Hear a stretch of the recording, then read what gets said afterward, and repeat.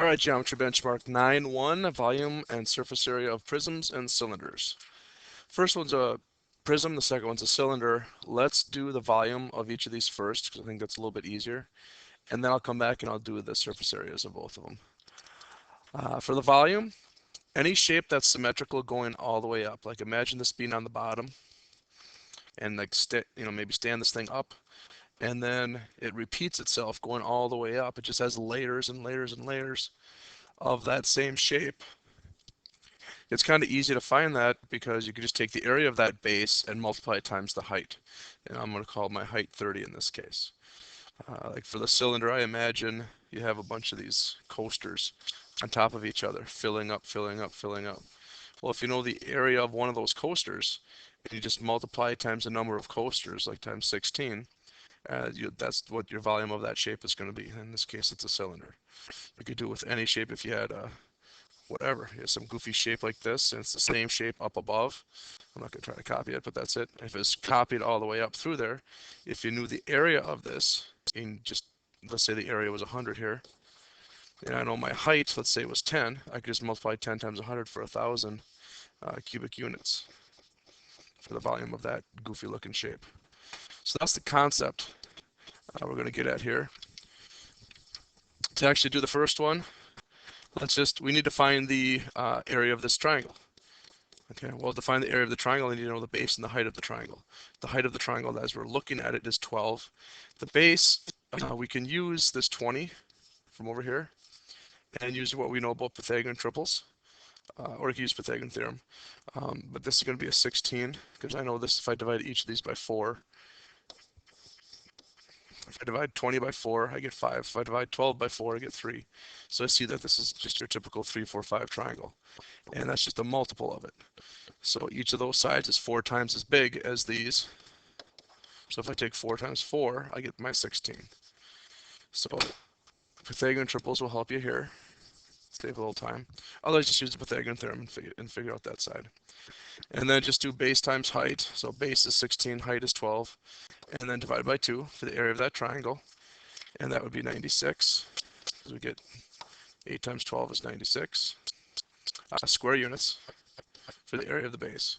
And then for the volume, just multiply that together and multiply the 96 times the 30, and we get 2,880 cubic. Oh, this is in centimeters, so cubic centimeters instead of just units. So just make that a C for centimeters. All right. Same concept here, except the base of this cylinder is a circle. So if I just find the area of the circle, I can just multiply the area of that circle on the bottom, or on the top for that matter, times 16 for the volume. So pi times the radius, which is 5, because I have the diameter here, squared. So 25 pi. Oops. 25 pi is the area of my circle, and then take that answer times 16.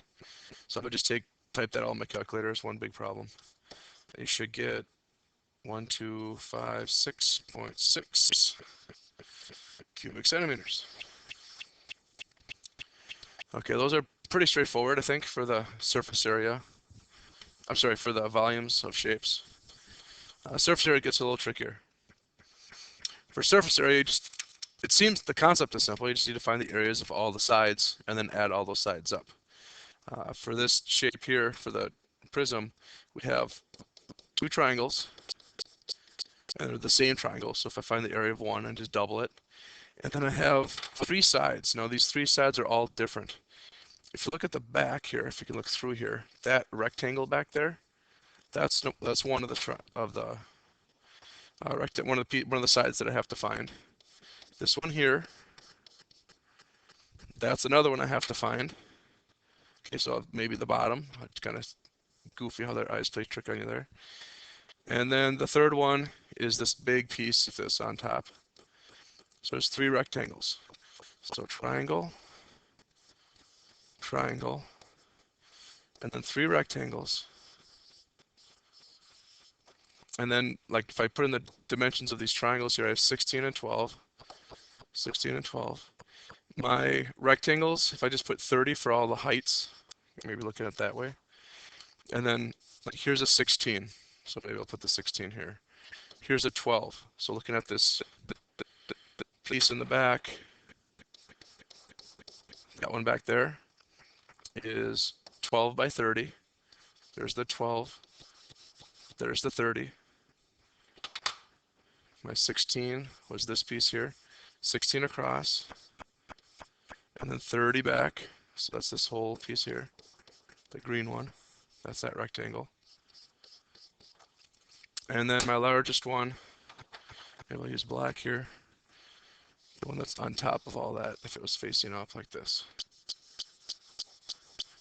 Okay, well that's 20 by 30. Okay, so I'll just multiply, let's start with the rectangles. 12 times 30, 12 times 3 is 36 with a 0. 16 times 3 is 48 with a 0, so 480. And 2 times 3 is 6 with 2 zeros, so 600. Our rectangles, or I'm sorry, our triangles, found out were 96 before, didn't we? Let's see, 12 times 16 divided by 2.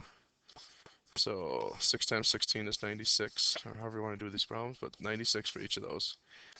So you simply add up 96 plus 96. I'll just do two 96s, plus the 360 on your calculator, plus the 480, and plus the 600. And that should all come out to 632. Now this is surface area. The word area is in there, so square units. So not impossible to do, just kind of tedious. And then the cylinder here now. You need to find the area of the top circle, the bottom circle, and then the side that wraps around. Now if you imagine making a, I don't know, maybe like a soup label, wrapping around a can. If you unwrap the soup label, it's just a rectangle. And the soup label here has a height of 16 centimeters in this case. Now the question, the hard part of this problem is finding the length of that piece. Over here we just have the 5, we'll come back to that. We just have the radius of 5, so we can just do pi r squared. So pi times 5 squared for each of these. So those are simple enough.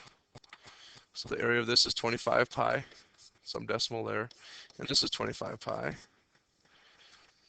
Back to this one, to find the length of that piece, if you imagine that soup can label being unwrapped, it's linear, it's a length of a piece of a rectangle here.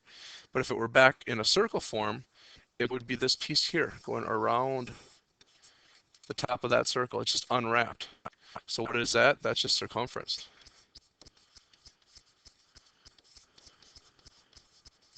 So the circumference of the circle unwrapped is just the length of the side of that rectangle. Well, circumference is pi times diameter, so pi times 10.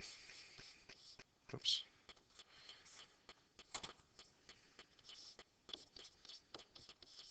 That's how long this piece is, pi times 10 units. Well, pi is 3.14, so I can just write that down as a reference point, but I wouldn't use that decimal. 31.4, blah, blah, all the decimals in there. I would just type in pi times 10.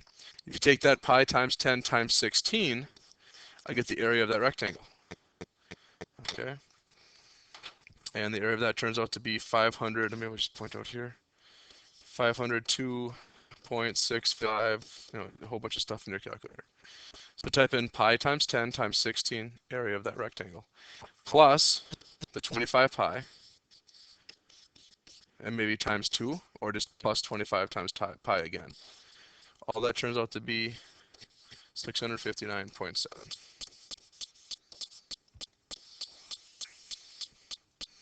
I hope that makes sense.